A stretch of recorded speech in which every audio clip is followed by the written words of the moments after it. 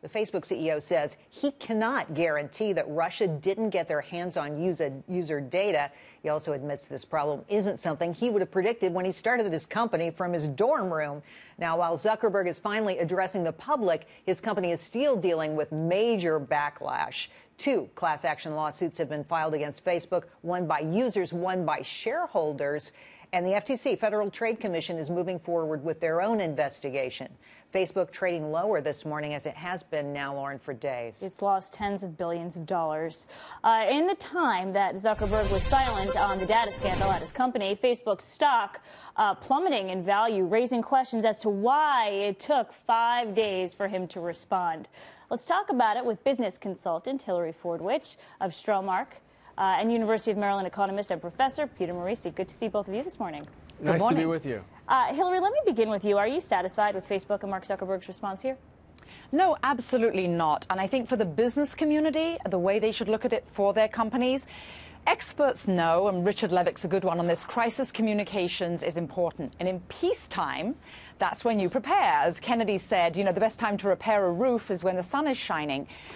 Importantly, Zuckerberg and Facebook had every single opportunity for many years back from before 2012 to prepare for such a crisis. This wasn't just an overnight issue. They weren't prepared. They did not have their crisis communication skills in line. It is now looking like hyper-hypocrisy because they were purporting to be the Facebook of friends and family and fun. Instead, they are the machine for their own power, for their own political bias, and that is what the outrage is actually about. And that is bad branding, bad for the stock, bad for the consumer, and users don't like the fact that they were very lax with our user data. Meanwhile, they were vigilant with their own security of their network. The question is, Peter, do users really #delete Facebook, or is Facebook so ingrained in our daily lives that we're just going to stick with it and accept the fact that we have no privacy? Well, I think we have to accept the fact that our privacy is always going to be compromised when we choose to be on a social network. However, how compromised will it be? This problem goes much further than crisis communications, though everything the previous speaker said is correct.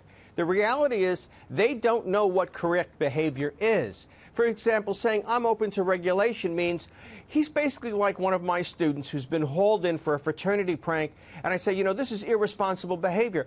Well, golly, Professor Morici, I know there's room for improvement.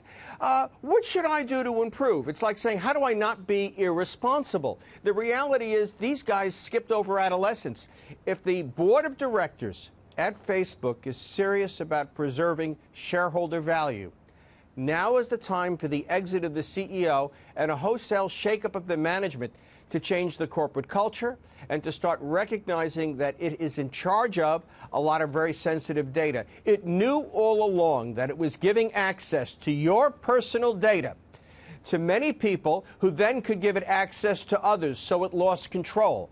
Trying to get that back is like the parable of the mustard seed. It just can't be gotten back. One follow-up before we go back to Hillary for you, Peter. The way it is structured, Mark Zuckerberg has control. What changes can be made to that structure so he loses some of that control? And I believe you just argued that he's no longer a chief executive. Well, he is the chief executive. No, I thought you were saying he should not be. No, he is the chief executive. I don't think he should be. Right. It's not, again, this is not about crisis communications, and it's not about structure. A lot of companies have CEOs with a lot of control, but they hire people who are responsible, and they are themselves responsible. Well, that's the point, though. What he hasn't gone to an expert. Is. No. Go ahead, Hillary. He is not an expert at this. This is the point. He is not an expert at this, obviously, because now he's shown his colors. My point about crisis communication was you have to be prepared in a situation like this. And yes, what you're saying is totally correct. However, they're not prepared. And it's shown when you said about kindergarten, what it's shown is that as business executives, they should have known to have experts before all this happened a long time ago, because every single business executive knows to be trained in every situation, and they weren't. But that's what this is showing. And Zuckerberg is 33 years old, and in his apology, he said, I was young, I didn't know, I didn't have the experience. And now you have a major company, and that's just not But also, this is what's important. They've shown their colors. They've really shown their colors, and that's what the outrage ultimately is about. And they've blown their brand. Their brand is no longer just I don't know that their today, brand is guys, irretrievable. We can talk about this for hours, but I don't know that the brand is irretrievable. Hold on, the brand is not irretrievable, but the thing is you have to get competent management in there. The reality is Facebook provides a service that people find valuable. All its subscribers are not going to go away tomorrow morning. Not to be you keep interrupting me. You've had value. plenty of time, and you've called into question my expertise, which I don't really appreciate.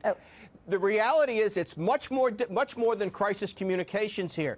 There's a substantive problem in what the management views as is correct or incorrect behavior. That can only be changed by different personalities, not by merely training them. Right. But when you say different personalities, it's not just the personalities. It's what they've purported to be, and they've blown the brand in not families and friends. We've been exploited for what we thought we were doing. The issue is being exploited. That's what the outrage is about. And you're right. Yes, it's different personalities, different people, but it's about the actual fundamental brand issues. The brand issue isn't what it was reported there. Hillary, Peter, thank you guys so much. Thank you. Thank you.